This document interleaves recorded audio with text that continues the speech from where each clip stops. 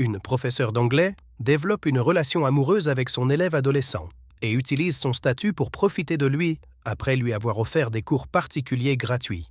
Claire est en pleine ovulation et le voyage d'affaires inattendu de son mari Matt tombe mal car le couple tente de concevoir depuis pas mal de temps. Le lendemain, Claire rencontre pour la première fois ses nouveaux élèves. Eric et Josh sont éblouis par la beauté de leur enseignante.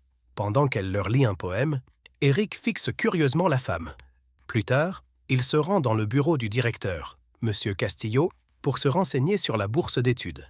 Ce dernier l'informe qu'il devra obtenir un score élevé, et l'étudiant promet qu'il y travaillera. Cet après-midi-là, pendant l'entraînement de football, Logan voit Claire monter dans sa voiture et demande à Eric qui est cette femme séduisante.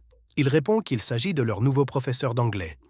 Un soir, alors que les trois amis sont dans un restaurant, Logan repère Claire au comptoir et lui dit qu'il veut se présenter.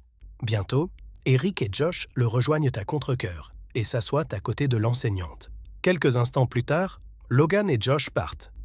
Eric et Claire se retrouvent seuls. Leur conversation dérive sur la demande d'inscription à l'université. Eric dit qu'il souhaite obtenir une bourse pour pouvoir aller à l'université du Texas. Cependant, il a déjà passé 2 fois l'examen et n'a pas obtenu le score requis à chaque fois. Claire suggère de lui donner des cours particuliers pour l'aider à réussir son examen. Eric accepte et la remercie pour son aide. Après le repas, elle lui propose de le raccompagner chez lui. Dans la voiture, elle mentionne que son frère, un policier, vit dans le même quartier qu'Eric. Elle passe ensuite une chanson à la radio et Eric s'étonne qu'une enseignante écoute ce genre de musique, la trouvant encore plus intéressante. Le soir, alors qu'elle est allongée dans son lit, Eric lui envoie une demande de suivi sur Instagram, mais elle choisit de ne pas l'accepter. Cette nuit-là, Claire fait un rêve dans lequel elle partage un moment intime avec son élève, dans le lit conjugal. Soudain, Matt la réveille et lui dit qu'il a pu prendre un vol tardif pour rentrer chez lui. Bien qu'il souhaite simplement aller se coucher car il est fatigué par le voyage, Claire lui dit qu'il devrait faire l'amour pour ne pas gâcher son cycle d'ovulation. Ce week-end-là, elle s'habille pour sortir. Lorsque Matt lui demande où elle va, elle répond qu'elle va bruncher avec Catherine. En réalité, elle a rendez-vous avec Eric au restaurant pour leur première séance des cours particuliers. Un mois plus tard, Eric et ses amis sont à une fête chez eux, où il finit par se faire son ex-petite amie Allison. Soudainement, les flics débarquent pour mettre fin à la fête. Eric tente de s'échapper, mais se fait choper par un policier. Plus tard, l'officier Nate Wilson ordonne à Eric de souffler dans l'éthylotest. Conscient qu'une citation des autorités ne ferait pas bonne figure dans une demande de bourse d'études, il demande au policier s'il a une sœur qui enseigne au lycée. Il supplie l'agent de ne pas appeler sa mère et d'appeler plutôt Claire, son enseignante.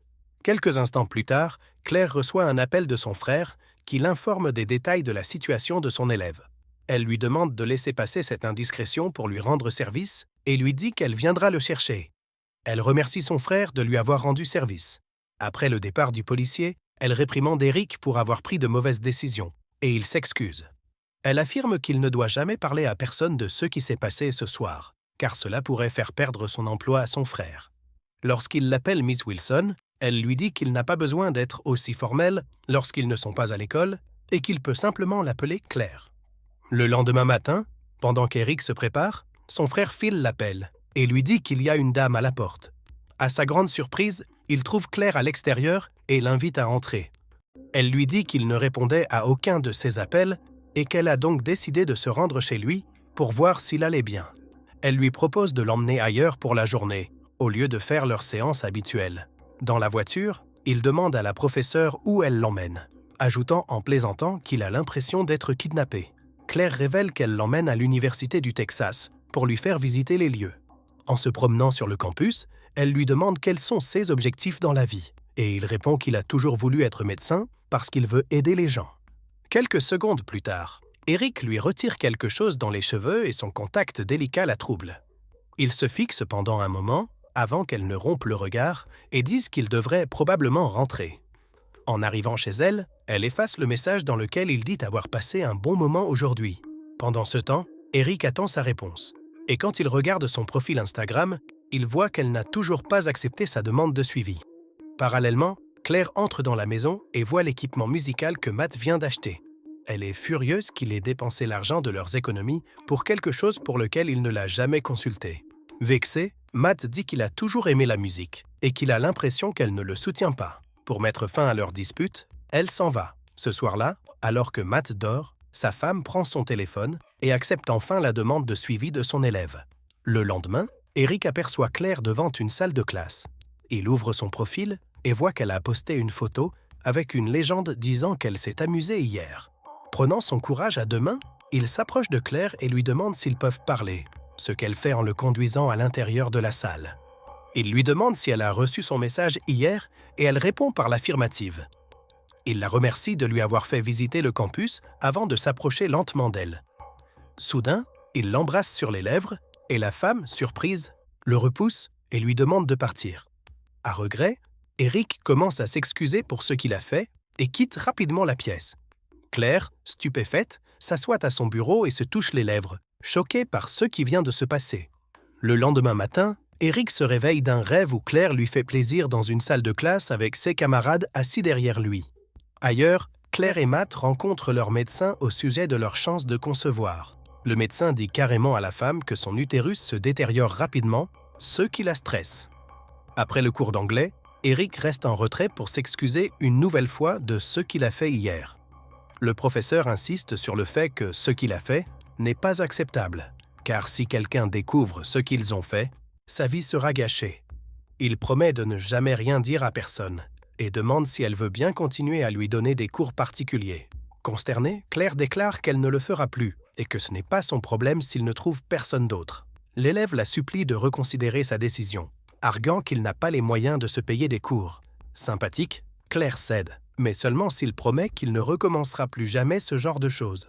Plus tard, Claire et Catherine aident les élèves à décorer l'espace pour le bal de rentrée. Elle voit alors Eric demander à Allison de l'accompagner, ce qui dérange manifestement le professeur. Le soir, Claire attend Eric pour leur séance de cours et se demande pourquoi son élève ne s'est pas présenté et ne répond pas à ses appels. Le soir du bal, Claire regarde avec jalousie Eric danser sur la piste avec Allison. Plus tard, elle lui demande pourquoi il ne s'est pas présenté à leur séance. Elle lui rappelle alors qu'il l'a supplié de continuer à lui donner des cours particuliers. Il finit par admettre que s'il l'évite, c'est parce qu'il ne cesse de penser à elle.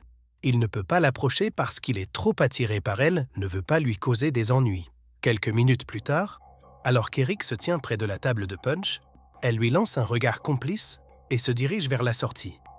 Eric la suit jusqu'au parking et monte silencieusement dans sa voiture. Elle l'emmène dans une zone déserte et éteint le moteur. Claire se tourne vers lui et lui dit qu'ils ne sont pas obligés d'aller jusqu'au bout s'il ne le veut pas. Mais Eric dit qu'il le veut. L'enseignante lui ordonne alors de se rendre sur la banquette arrière, où elle le rejoint bientôt. Elle finit par lui enlever son manteau. Ils s'embrassent et font l'amour. Après l'acte, Claire glousse dans sa voiture avant de rentrer chez elle. Le lendemain, Eric rencontre Josh et Logan et prétend qu'il était malade, ce qui lui sert d'excuse pour avoir quitté le bal plus tôt. Il réfléchit ensuite à sa nuit avec Claire et lui envoie un message. Mais Claire efface rapidement les messages sans y répondre. Le jour suivant, après les cours, Claire aborde Eric et lui propose de programmer d'autres séances de cours particuliers intenses. Elle lui propose de la rencontrer après l'entraînement ce soir-là et ils acceptent l'arrangement. Une fois ensemble, elle insiste sur le fait que si quelqu'un découvrait leur relation, elle aurait des ennuis. Claire fixe donc quelques règles de base, comme ne pas prendre de photos et changer son nom sur le téléphone d'Eric. De plus, Claire exige qu'il ne se voie qu'une fois par semaine, le lundi dans sa voiture. Le lendemain soir, Cindy, la mère d'Eric, sort pour un rendez-vous galant, laissant Eric s'occuper de ses frères et sœurs. Pendant ce temps, Claire boit un verre avec Catherine, qui remarque un suçon sur son cou. Peu après, elle se rend aux toilettes et regarde son reflet avant de prendre une photo de son décolleté.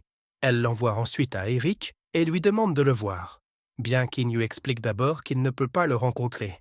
Et il lui envoie ensuite un texto, lui proposant de se retrouver à leur endroit habituel.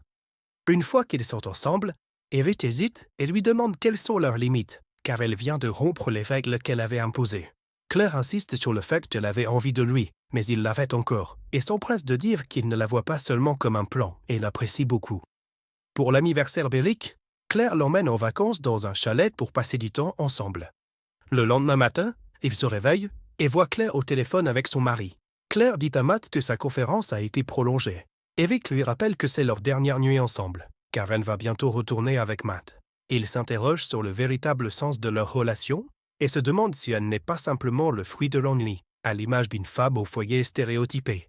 En réponse, Claire dit qu'elle a mis toute sa vie en danger pour être avec lui et qu'elle adorerait rester ici ensemble, mais que ce n'est pas possible. En entendant cela, Eric s'excuse et tente de la réconforter, l'assurant de son amour et de son affection.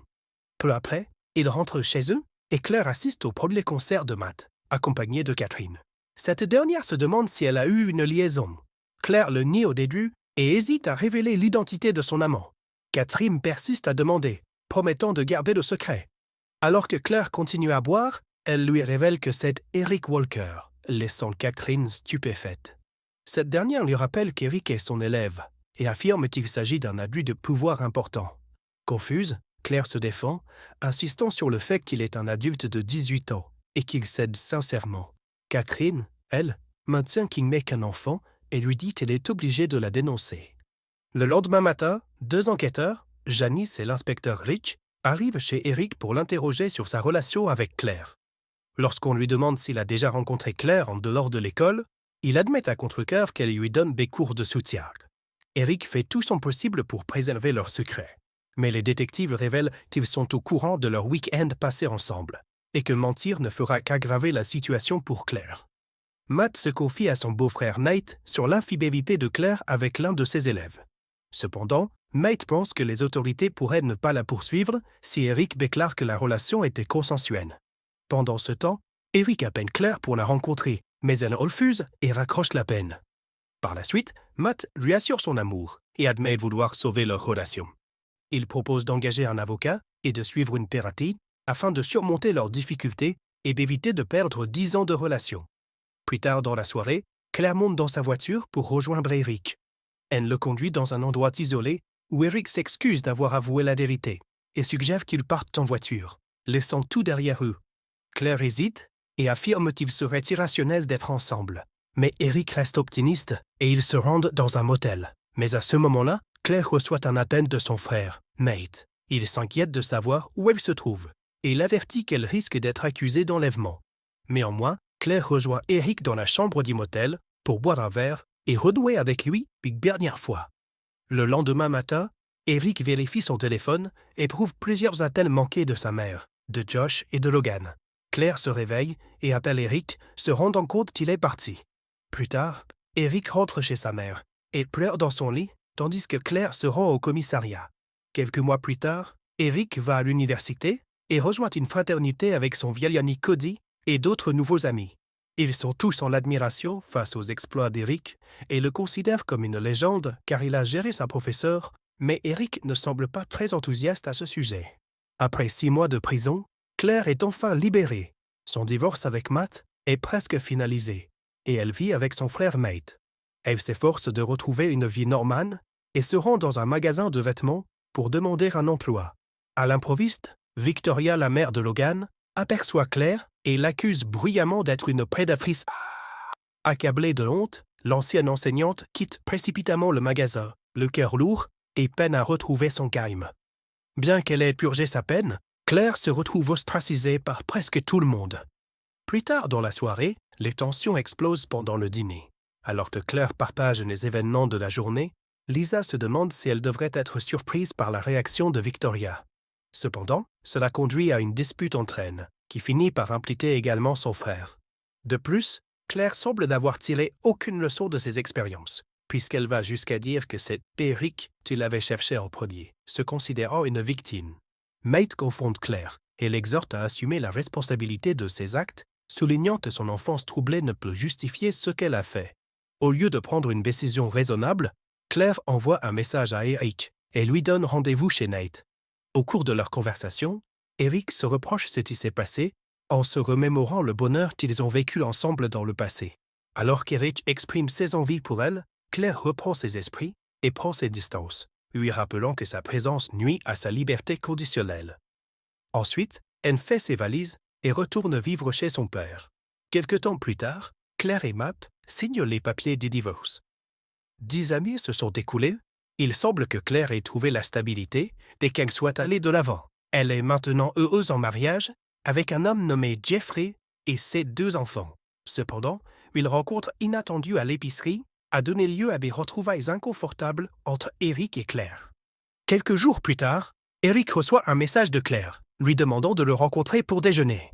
Au restaurant, Eric confronte finalement son ancien professeur. Il reconnaît que leur relation a eu un impact profond et dévastateur sur sa vie, révélant les détails du comportement prédateur de Claire. En outre, il souligne que c'est souvent elle qui a été à l'origine des moments intimes de leur relation. Pourtant, elle est toujours dans le déni de ce fait. Eric ajoute qu'il a perdu plusieurs années de sa vie en se remettant de ce traumatisme. De plus, il souligne que si sa vie a été essentiellement brisée par cette épreuve, Claire, elle, est allée de l'avant. Malgré les excuses de Claire, il semble y avoir un ton sous-jacent d'auto-victimisation dans ses paroles. Elle affirme que la vie a été tout aussi difficile pour elle et mentionne les difficultés qu'elle rencontre pour trouver un emploi stable ou pour participer aux réunions des parents d'élèves. Claire ajoute qu'elle craint que son passé ne soit facilement dévoilé et qu'elle perde son foyer. Quoi qu'il en soit, Eric n'est pas disposé à prendre en compte ces justifications. Enfin, il affirme que Claire continue à faire de la situation une affaire personnelle, sans tenir compte du fait que c'est lui qui en a le plus souffert. Eric dit qu'ils devront tous deux vivre avec les conséquences du passé et s'en va. Sincèrement, qui est la vraie victime dans cette histoire, Claire ou Eric?